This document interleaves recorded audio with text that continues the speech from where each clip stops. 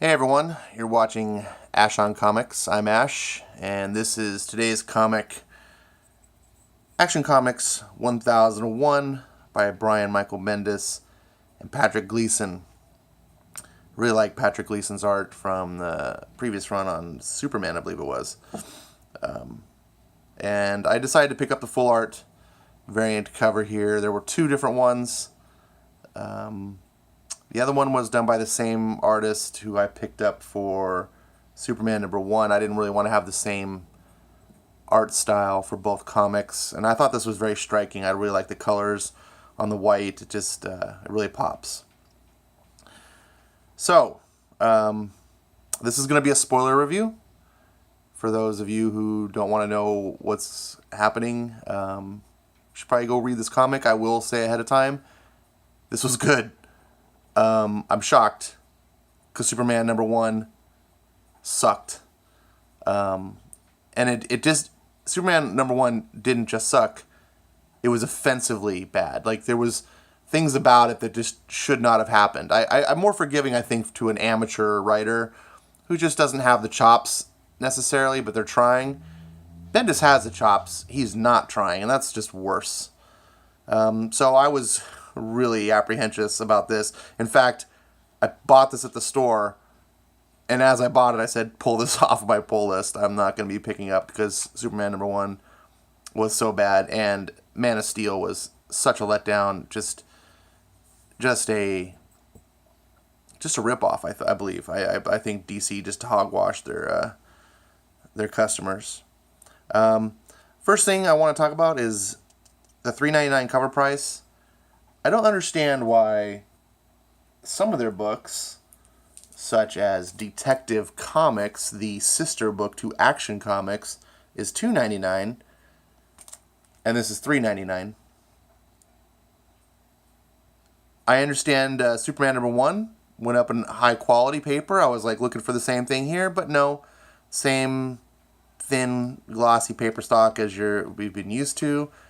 Not sure why DC didn't make the consistent change. What's going on? Maybe they're just testing it out to see fan reaction. Who knows? So, let's get into this book. All right. Get a nice establishing screenshot of someone's desk. God, the writer must have been so excited to draw this page. So excited. Then a typed out summary of what's been happening so far. I will say, unlike Superman #1, I'm glad they put this here, because Superman #1, they spent like, what was the first 7 pages rehashing Man of Steel for you, in case you were smart enough not to buy that book. Okay, whatever. Let's get into the story. The Invisible Mafia. I really like Gleason's interpretation of Superman here. Some people have said he kind of looks too bulky and just kind of... I think this something harkens back to the old classic, like, 40s and 50s style Superman. I really like it. I thought it was interesting here, too, how he's snapping and catching the bullets that these guys are shooting. There's some fun dialogue here. These two crooks who look more badass than they're actually written. That was kind of weird. It's like, okay, these look like total pros, and then they talk like buffoons. But they come across, they're saying, "Stop, I'm trying. You're still doing it. I can't stop myself. You're embarrassing me. You're embarrassing both of us. Ah, I want my own lawyer." Now, comedy's kind of subjective. Some people are going to probably think that's cringe. I enjoyed it. I thought it was funny. The whole situation here is just comical anyway. I mean, these guys going up against Superman, it's just... There's no real way, I think, to portray this other than to have levity. And I think Bendis took the right choice here. Superman says, "You're out of ammo? Oh, good. Hey, question. Have either of you heard anything about rash fires popping up around the city? I saw it on the news. If you're asking if we had anything to do with it, because no way. Oh, God. Now, I find this also interesting that Bendis takes the time to write Superman as like, he's not interested in these guys. I think he's going to stop their crime, but these are small. This is for the cops. This is little leagues. He's interested in the bigger picture, and that's what his focus is. And I like that the writing shows that. He's not making a big deal of arresting these two guys, because this is just so beneath him. So, they have a partner in crime over here. The helicopter pilot. They give up the goods on her, so he takes their guns. But why are you taking your guns? We're not going to hurt you. Yeah, but the cops. So, I like this shot too. Really, really nice paneling here. Superman looking all majestic. Thank you, officers. I'll be right back. And he's over to the helicopter, and you can see panic on her face. Then what did he do? Well, by the time he was done with the helicopter, which was no longer technically a helicopter, and Lex Luthor, so we're getting this dialogue, this overlaid dialogue that's happening somewhere else. And I like how Bendis kind of does that. He did this in Man of Steel, and he uses it appropriately. We don't know who's talking yet. So now, sorry. It fades into the planet, Daily Planet. I got mixed up on something just to scratch what I said. So we get into the Daily Planet, and we see a bunch of the characters in the office talking about the gossip of what happened. And I like this. This is like a water cooler moment. This is what would happen, in the workplace, especially people that happen to actually be able to see Superman on occasion. This would be all the talk. And I do like, and Bendis announced his intention to do this, that he was going to make the Daily Planet more of a character. And by doing so, he was going to flesh out characters and introduce new characters within the Daily Planet. And I think that's a really good choice. I don't know. I mean, that might be the TV writer in him. But I think that's something good for Superman that doesn't really affect him as a character. If you're a big fan of Superman, sometimes it can be hard for a writer to do any sort of big changes, because if you don't love it, now it's a character you love so deeply, and you start to actually hate it because it's not your Superman. But here you can make changes to the overall comic and keep Superman intact. Unfortunately, he couldn't do that with Lois and John for some reason, but whatever. So here we have just some office gossip. Then we have Superman talking to Deputy Chief Moore, this new character that was introduced in Man of Steel, and about these fires. And if you read Man of Steel, we know at the very end, a little boy came forward and said Superman started it. So it didn't really bother me, but it didn't play off right. So he shows up. She's sitting there thinking about, oh God, what's going on? Can Superman be really starting these fires? Deputy Chief Moore?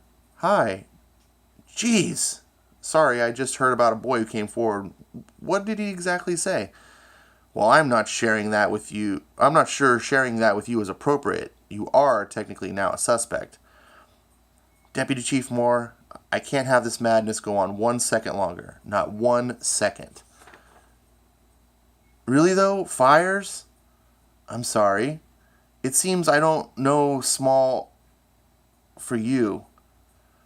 Okay. Bendis is actually playing Superman right here. I appreciate that, and I think that's what made me not really hate this scene. Anyone that lives in Metropolis, I believe, and it's been around for years, would just be asinine to think that Superman, just because one little kid came up and said, Superman did it, you're going to be like, oh, no, Superman's a criminal? Come on. Did he just come into town yesterday? He hasn't saved the world how many times? Come on. Metropolis is my home. People are getting hurt. I really don't know what to do here. And this is great. Her eye level, because she's a woman, she's shorter, right at his chest. Boom. And she sees the light. Sure, yeah. We'd come back from another 5-alarm blaze on Gardner. Kids come in and says,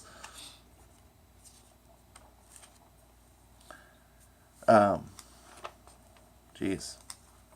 Can't these thin pages, sometimes they stick together. So she doesn't actually spend time talking about what he says, which is good because we already know. So that's good use of efficient dialogue. We now see at the school, is a kid playing? No, he's not playing sports. There he is. He's got these magic cards, which, whatever, DC's version of magic cards. Here's Superman shows up. Your mother told me where to find you. Uh-oh. So, kid confesses that he was paid by some bald guy to give up the goods and basically frame Superman. And, Superman admonishes him, tells him he's going to go work in a soup kitchen for a week to make up, blah, blah, blah, blah. Because he can tell the kid's really just a good kid, but he was led astray. Doesn't want to see him go to juvie. This is all, kind of nice. The important thing to convey here as I'm reading the comic, and it may sound so far as you're watching me talk about it that this is kind of uninteresting. The dialogue is actually good. You're not thinking about the comic. You're not thinking, oh God, get this story on. I was just happily enjoying it. These scenes played out well, and that's a compliment to the artist as well. These layouts make the storytelling in conjunction with Bendis' dialogue just flow effortlessly. It's cinematic. And this is the kind of Brian Michael Bendis I want. This is the Bendis of the first 5 issues of Man of Steel, where it's okay, look, you know how to write. And when you're with a good artist, it can be magic. So we all know what you're reading. This is the first issue, so this is all set up. We're not expecting anything huge and, massive spectacle. So Clark's going through, shots of different potential suspects of bald people. Bendis. He's the one. He's guilty. Is this your dating profile? You looking for someone? Can I help you, Trish? I'm sorry I cornered you in Perry's office yesterday. That was not cool of me. Apology accepted, but Trish, respectfully, I'm not getting into my personal business with you. So she goes off, why? Because I'm a gossip columnist, blah, blah, blah. It's no, because I don't know you. Get the frick out of my face. And again, I'm kind of making fun of this, but honestly, the dialogue actually does come across. I don't want to read the whole book to you, especially when I'm stumbling over my own words, but these characters are kind of interesting. I like seeing Clark interact with someone besides just Lois and Jimmy Olsen. Having other characters around kind of complicates Clark Kent's secret identity. They're kind of wondering what's going on with Lois because she just disappeared. She's sort of making an accusation that she ran off with Superman, and he's just yeah, whatever, see ya. And this was interesting. So we see him walking away, and she's eyeing him, and then Superman flies away. And I wasn't sure about this scene, how it's was she spying? What's going on? Because all we hear is, sir, I got him. He's up and out. You sure? Damn sure. Because remember last time. So is this her saying this, or is this just a red herring? Not quite sure yet. Now, it could be this guy who's tracking. And it's tough because we're reading text. We don't hear voices, so I don't know if it's a male voice or a female voice in the previous page. But at this point, it's logical to kind of assume that it's him or her. Big Blue is already past Seattle and heading to sea. I'm tracking him on Satellite 9. He's moving fast. Okay, Whisper, keep me posted. Even a hint of trouble, and I know what to do, sir. This is kind of neat. I was like, oh, who's this guy? And this is an aspect of Superman that I personally haven't seen. And I am relatively, admittedly, new to the DC universe. But I liked that criminal underworlds would have some sort of high-tech way of trying to keep track of, their ultimate nemesis. And so we go out to some remote location, some house, and they're in a big lead pipe. We've got these criminals talking. And this is the boss. And they're all blah, blah, blah, blabbing about stuff, and he just interrupts. Which one of you is lighting the fires? Us? I thought it was kids. You think it was us, Mr. Strong? I thought it was a crazy. I'll wait. This is I like this. I like the fact that he is so on top of things. He knows it was one of his guys. He's just gotta get through this. And one of us? At first I was like, who was lighting those fires? Well, and it's just the total thing. People trying to play off. Wasn't me. And then you find out it was the bald guy, because we already were told it was a bald guy. So which one of the five is bald? He confesses. And he's all proud of himself of what he did, because now the idea is that since Superman is implicated in the crime, he can't really do anything to investigate it because he's got an implicit bias. And so if for some odd reason he was guilty, it wouldn't make sense to have the guilty guy, be a part of it. Then that makes sense. I was like, oh, that's kind of thoughtful, and then this guy's like, no. No one thinks Superman started the fires. It's actually suspect of you to point the finger at him. Now they're going to look and see who pointed the finger. So it's interesting. At that point, I'm like, oh yeah, that's also true. So Bendis was kind of keeping me guessing here, which I appreciated. Most comic books don't go to that sort of level of thought. It's minor, but I appreciated it. So he's still bragging. He's like, I'm so many steps ahead of you. That's what's bothering you, isn't it, Mr. Strong? You think she's hearing about me. Oh, I know she did. She has a special message just for you. So apparently there's a boss above Mr. Strong, which is some woman. Don't know who it is. But we get introduced to... You know what?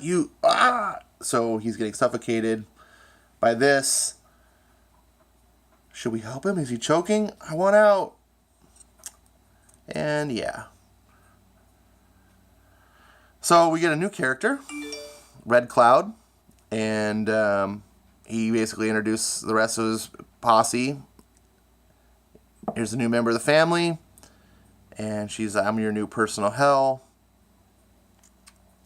And it's an interesting character. I like the look of it. I don't know anything about her, but I'm like, oh, that's cool looking villain. I love the shot of Metropolis and then the outer suburbs. Just, that's gorgeous.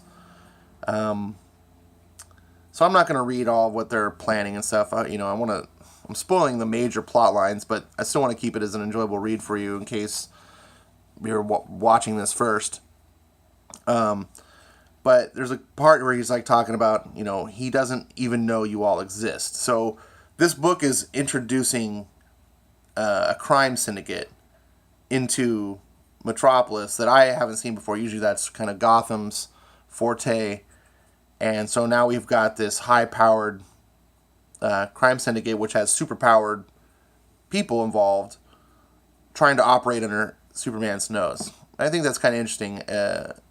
Because you'd have to believe that they'd be able to pull it off. And they talk about how Superman can't be everywhere and so forth. Plus, it would just be boring to have a world that was just a utopia because Superman existed. And so all crimes non-existent. Wouldn't make sense. So we see tap, tap, tap, tap, tap. What's going on? Tap, tap, tap, tap. Oh, some girl typing at a computer. It's the gossip columnist. And she's typing up some thing. Oh, what a cliffhanger. Is she going to type up a big expose on Lois and Clark? Say it isn't so. Secrets with Secrets is the next exciting episode of Superman. So then we get this little back thing here. Who is Red Cloud? And I thought this was really unnecessary. Well, I like this part where they just talk about the idea where the character came from. As far from a creative standpoint. But I don't like this whole, here's the four suspects. Who is she? Is she this person? Could it be Lois Lane? Could it be Melody Moore? Could it be Robinson Good or Trish Q? I don't know. It's like, come on. First of all, this is telling me it's none of them. You know, like, okay, it's not these people. And if it is, that's even worse that you're... Just don't do this. Whatever. But this top part was okay. And that's the end of the book.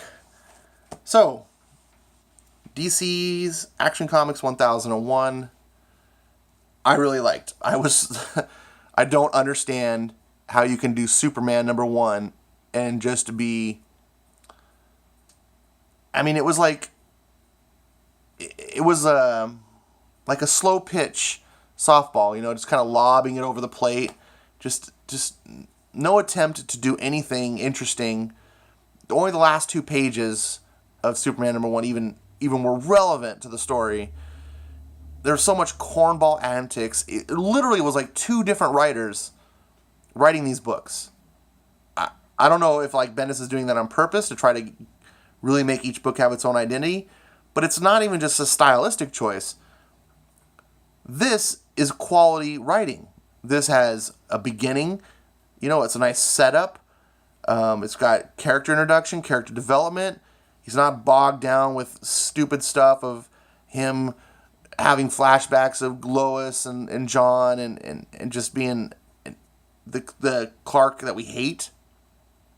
This is a self-contained book that doesn't require you to have even witnessed Man of Steel, really. This first thing will sum up what's going on perfectly. And Man of Steel, like I said, nothing really happened anyway. You get introduced to those fires, but whatever. This is how a #1 book should be, not a 1001 book. This is how you start a story. And Superman #1 is like a 1001. Like, oh, this has been going on forever.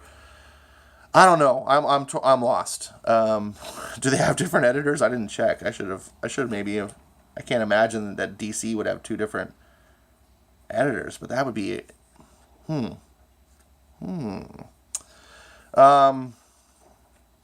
So this is a recommend. I honestly got it home and I thought I was gonna just rip it to shreds like Superman #1, which I actually think I was too kind with. But I don't know. And I thought about it. Is it me just being like, oh, it was my low expectations were so low that I just was, you know, oh, I was. It was past the bar. You know, you can have like low expectations and then something it beats it. It seems better than it really is, and vice versa. If you have high expectations, it can still be pretty good, but you were disappointed. That's not the case. Like I think I made a decent case for the book. Like I said, when you're watching this review, it's not going to seem like a lot is happening, but that's because you're really not experiencing it cinematically like you would when you read the book. So, I'm going to get the next issue, and that means I'm going to freaking have to buy Superman #2 probably. I don't know. This storyline is completely separate from the Superman book. So maybe you can't. That was a big worry when this happened. I was like, please don't make this like back and forth between the 2 titles, one long, you know, like you have to buy both books to follow the story. That does not seem like that is the case at all. There's nothing in this book. It's like Man of Steel had 2 kind of stories going on. One was the Rogol Zaar story. That's in Superman. And then they have the fires in Metropolis. That's Action Comics. So it diverged. If that's the case, that's great, because then you can just follow this book and I don't have to buy the other. I'm not sure what I'm going to do. But this is recommend. If you liked it, please let me know. If you disliked it, if you think my review of Bendis is way out of line or just off the mark, please let me know on that too. I do like feedback. If you get this book because of my recommendation, please post a Twitter post, hashtag Move the Needle, that I recommended it for you. I love to see that people, you know, got into something because my recommendation actually mattered to them. Hope this review wasn't too boring and I didn't blabber on too much. I'm going to be doing a review of Detective Comics 985 next. So that should be up probably I don't know if I'll post it today, but it should be up by tomorrow. And yeah, thanks for watching. Bye.